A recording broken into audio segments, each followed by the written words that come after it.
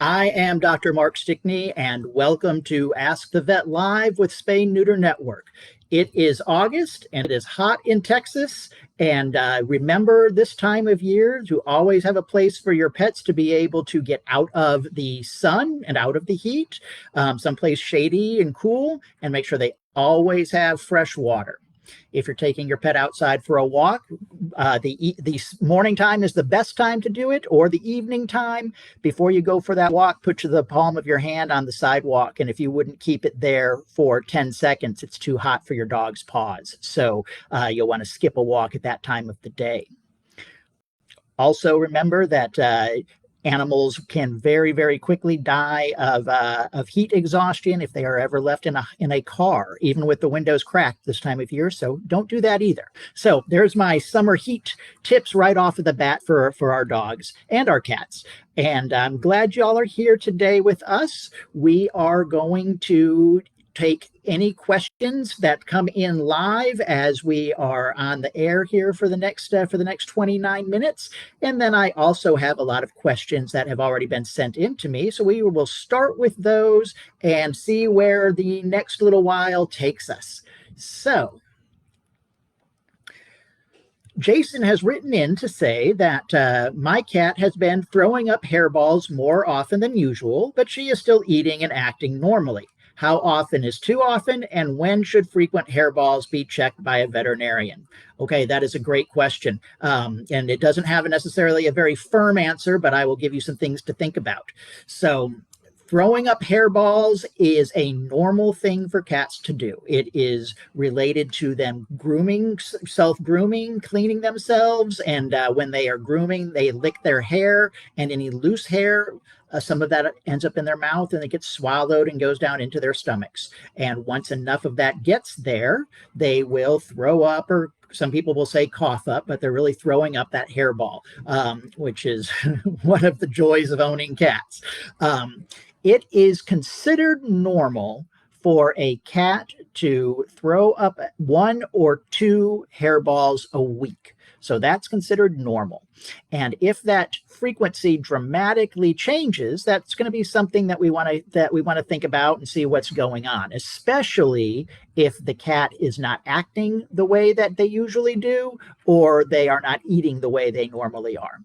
If they're doing any sort of retching, acting like they're trying to throw up, but nothing is coming up, that's a cause for concern as well. Now, in this case, it sounds like your cat is otherwise normal and just has some extra hairballs coming up. So this time of year, cats are shedding more, and because it's hot, they're losing a lot of their coat and a lot of their undercoat. So that will make them ingest more hair as they're grooming, and that can lead to them therefore having more hairballs. Another thing that can happen is that long-haired cats will tend to have more hairballs more frequently than short-haired cats. So if your cat is a long-haired cat, that would also make sense, especially this time of year.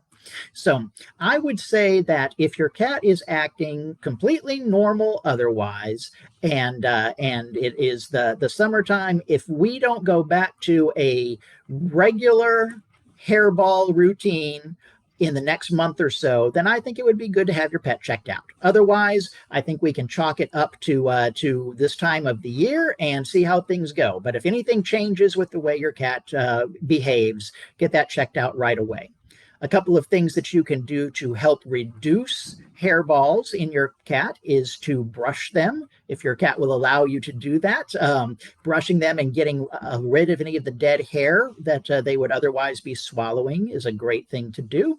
You could also give them a cat hairball lubricant. They usually look like a tube of toothpaste, but they're delicious liver or chicken flavored. And you give your cat a little bit of that, and it will help lube up their stomach and their intestinal tract so that the hair will pass more easily and they will have fewer hairballs. Okay. Alicia has written in to say, my cat loves eating lettuce and green beans.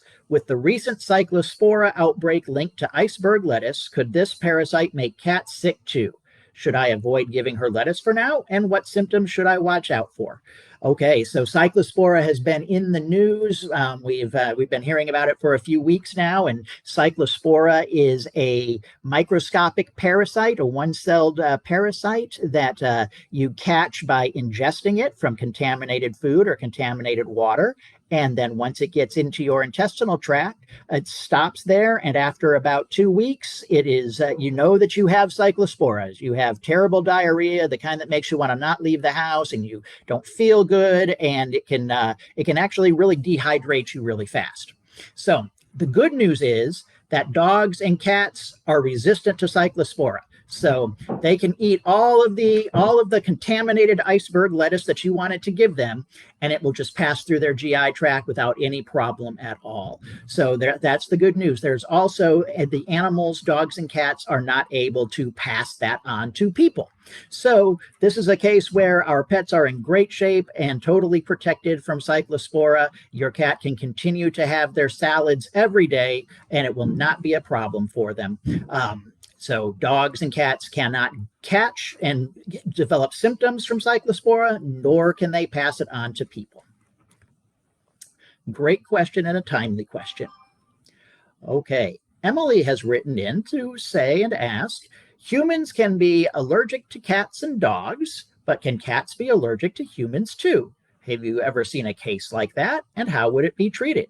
Can pets take allergy medicine like Claritin, or is that unsafe? Also, what are the most common allergies you see in dogs and cats? All right, that is a lot of questions about one of the most common problems that we see with dogs and cats, and that is allergies. So just like with us, allergies are when your immune system is overstimulated by something in the environment, whether that is mold or pollen or dander from a cat or a dog. All of those things will cause your immune system to kind of go crazy and be overly aggressive about it. And with people, we have runny eyes, runny nose, itchy skin. In dogs and cats, they get itchy ears and itchy paws, as well as skin irritation as well. But itchy ears and itchy paws are two of the hallmark signs that we see in pets that have allergies. So the most common things that pets will be allergic to are environmental allergies, so things that are in the environment, like pollen, grass allergies, dander potentially from people. So those can be things that your pet can be allergic to. They can also have food allergies and be allergic to a specific protein in food.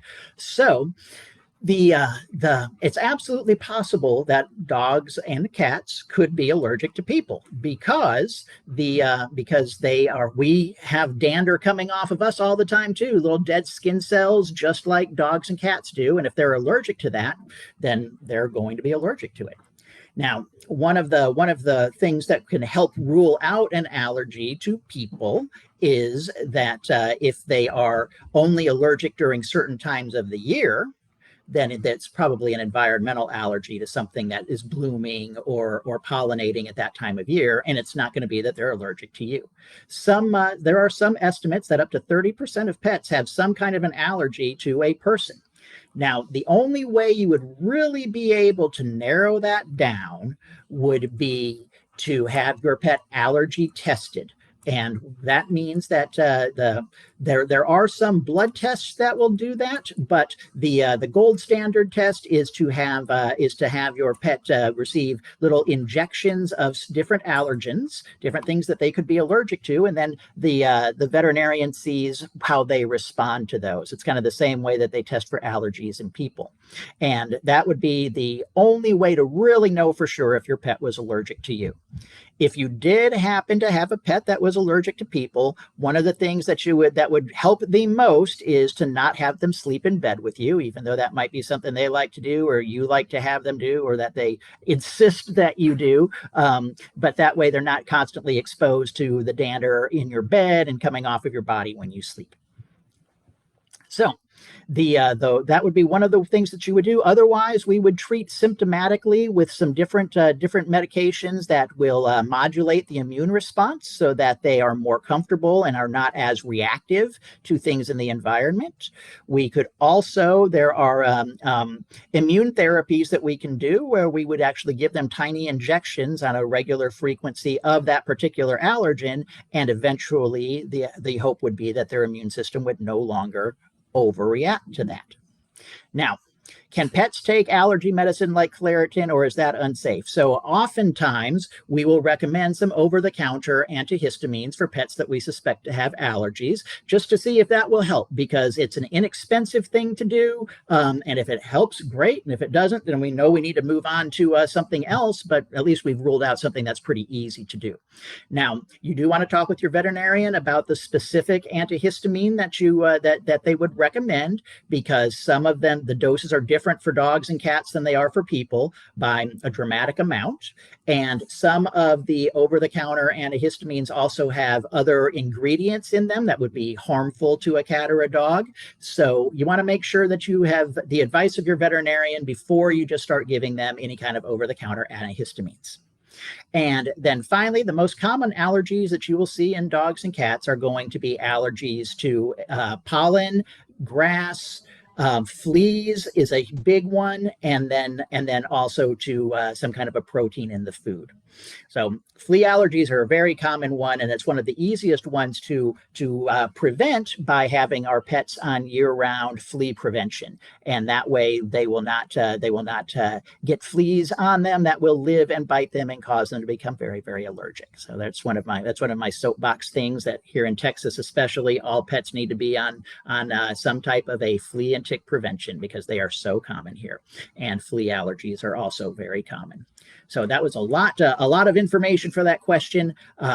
We had a question come in here that says, how do you boost the immune system if your pet has allergies? So that is a good question. And really, when it comes to immune system boosters, the best thing that you can do for them is to have them on a good balanced diet, so that they're getting all of the nutrition, all of the protein and energy and carbohydrates that they need. And then if you know what they are allergic to, or you suspect that what they are allergic to, trying to minimize the exposure to that is really the best thing that will make a difference, because the problem with allergies is that the immune system is overactive. So there's not really anything that's going to boost it to help prevent those allergies. So trying to keep your pet from being exposed to what it's allergic to is one of the best things you can do. So having them on flea prevention, routinely vacuuming the house to remove things like dust mites and any other antigens that could be in the environment that they're allergic to, those would be some of the best things that you could do. Some dogs are really sensitive to grass and grass seeds, and when they come in from outdoors, they'll start licking at their paws, and their paws will appear red. So if that's the case with your pet, just cleaning their paws with a cool washcloth will make a difference there. Good question. Okay. Jen has written in to say that my fiance scheduled our 5-year-old male husky to be neutered on the 6th, but we're leaving for a cruise on the 20th. Is 2 weeks usually enough time for a dog to fully recover, or would it be better to reschedule? We have other dogs, and he can be aggressive with them, so we're hoping neutering may help. What should we expect during recovery, especially if someone else will be caring for him while we're gone? So good news is that 2 weeks is for a routine spay and a routine neuter. 2 weeks is the amount of time that we want to give them to recover before we say they can go back to normal activity. So you are right on track to be able to still get your dog's procedure done. The only reason that something different would be happen is if they didn't heal normally for some reason, like if they got an infection or something like that. So you do want to make sure that you follow all of the post-operative instructions, exercise restriction. They need to wear their cone of shame so that they can't turn around and start licking at their incision and get it infected. We want to take them outside only to do their business on a leash, and then bring them back in. They get to have 2 weeks of trying to kind of be dog couch potatoes as much as possible. The aggression issue, hopefully neutering will help. It often does. Sometimes it won't in an animal that is already 5 years old, so there may not be a whole lot of change there, but it certainly can't hurt and definitely may help. So I would definitely go ahead and proceed on with that. You are going to want your pet sitter to just keep an eye on him like they would any of the other pets. If when you leave the house, everything looks fine and looks all healed up, you're in great shape. If there was some type of a complication, you just want to make sure that your pet sitter knows about that and what is being done about it so that they can carry on with whatever care. Very good question. Okay. Tony has written in to say, I have 2 6-week-old female Shih Tzu Chihuahua cross puppies. I'll bet those are cute. Is it safe to let them play in my yard yet? The yard is clean, but I'm worried they could still be exposed to diseases before they've had all of their vaccines.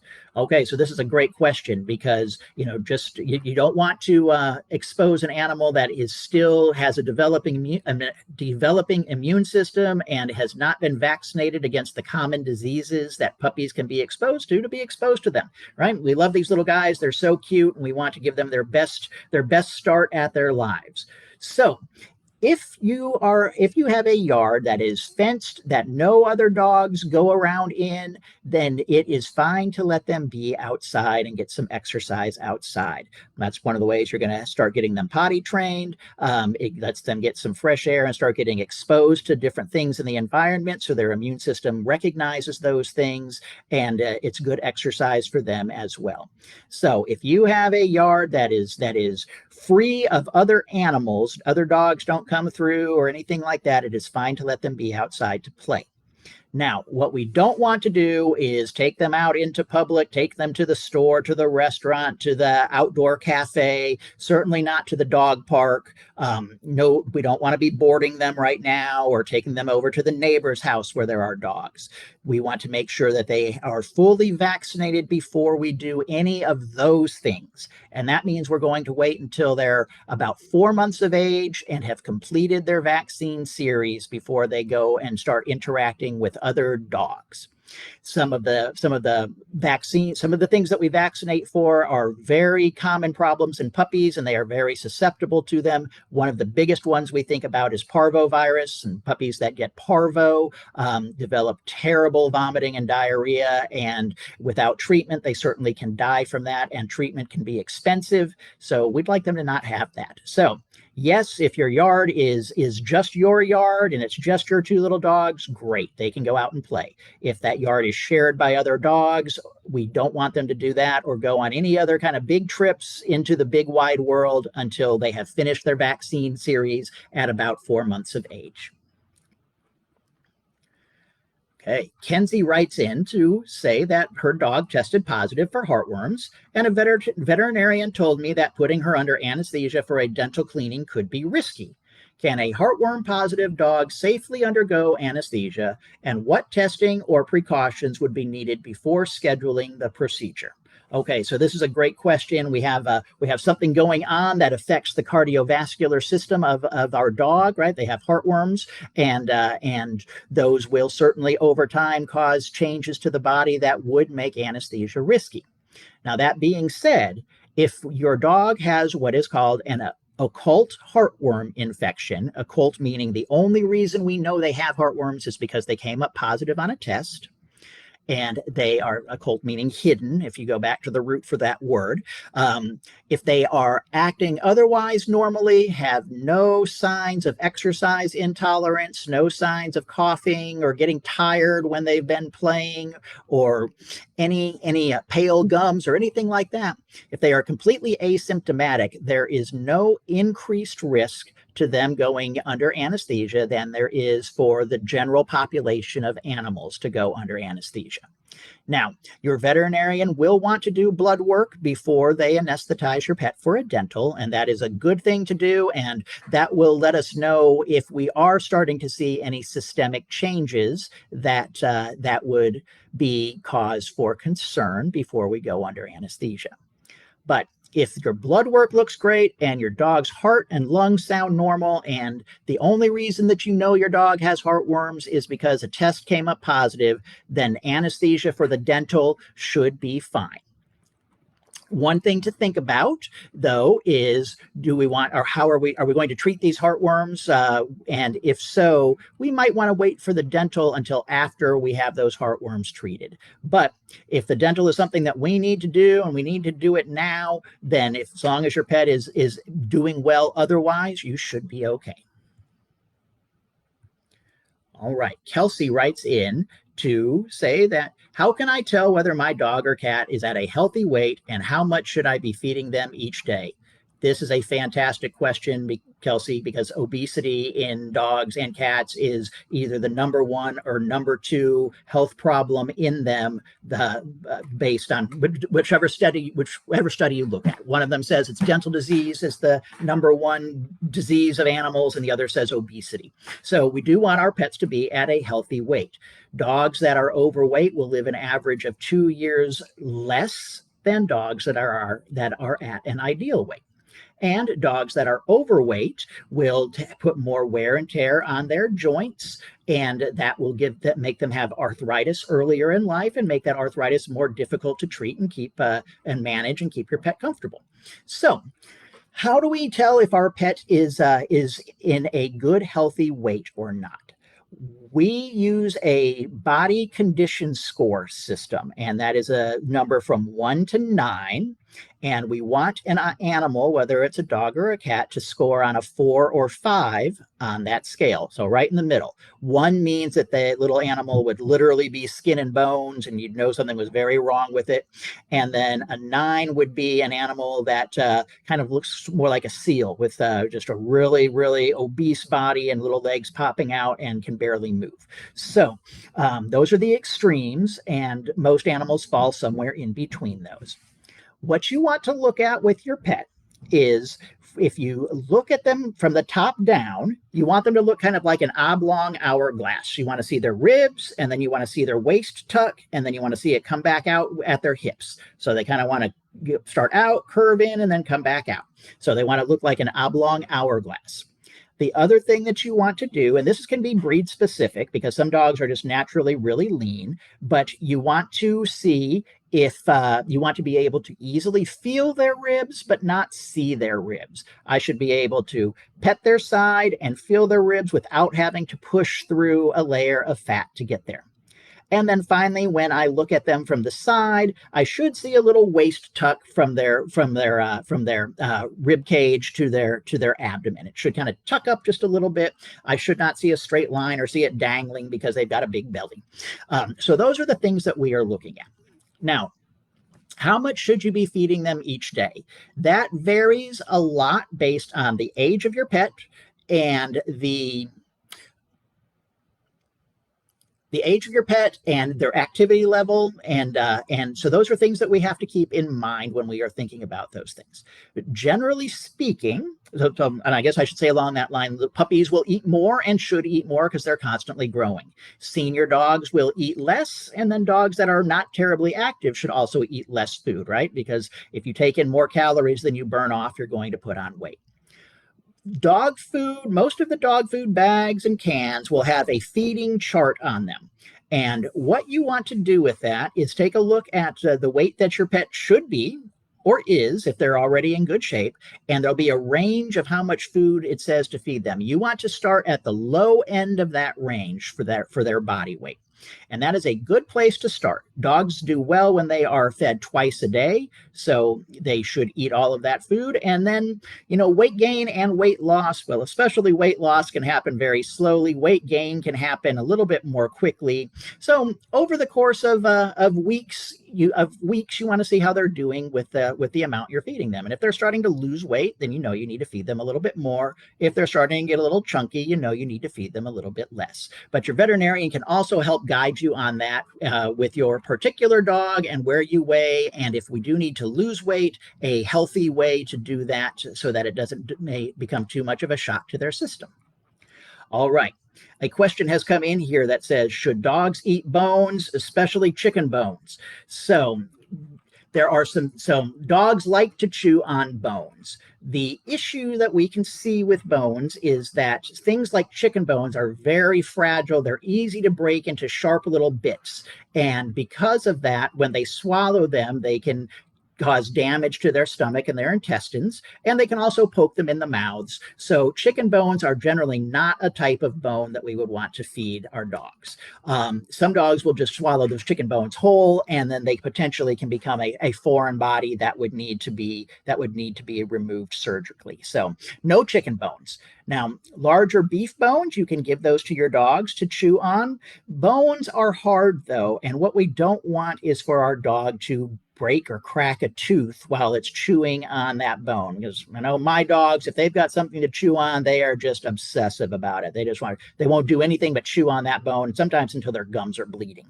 So I prefer to use for things for your dog to chew on. I prefer to use like either rawhide bones that will get softer as they chew on them and will kind of turn into mush, or some kind of a solid toy bone, especially something that has that has the ability to put something interesting in it, like a Kong toy. Those you can put little treats in them or peanut butter, and the dog will chew on that and work as hard as it can to get the peanut butter or the little treats out. So those would be better alternatives than chicken bones.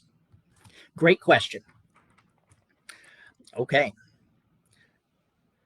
Genesis writes in to say, my dog seems nervous during storms, fireworks, and trips to the vet. What are some safe ways to help with anxiety, and when should I ask a veterinarian about medication? Okay, so anxiety in dogs is a very common thing. And dogs that have thunderstorm anxiety and firework anxiety are also very common. I have 2 of those. So I understand exactly what you're talking about, and then also trips to the vet. So we want our dogs, especially when it comes to time to come see me, we want them to be having a good experience. So one of the things that you can talk with your vet is about getting them a little sedative that you could give them an hour or 2 before we get into the car and head that way. And that way the dog is more relaxed. They're not sacked out or anything. They're still going to be responsive and alert to what's going on, but they're just going to be more mellowed out. And that can make a big difference. You also want to go to a veterinarian that they recognize that your pet is anxious and that they are nice and slow with your pet and take their time and do a lot of positive reinforcements with some squeeze cheese or little treats during the appointment so that your pet feels more comfortable. As far as fireworks, a lot of times we know when there's going to be fireworks. So New Year's Eve, 4th of July.